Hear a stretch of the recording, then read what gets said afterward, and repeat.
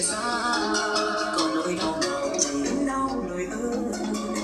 Phải làm sao để thấy trái tim anh không để nào và bật khóc khi đôi lúc phải chia xa. Vì sao em lại nói em không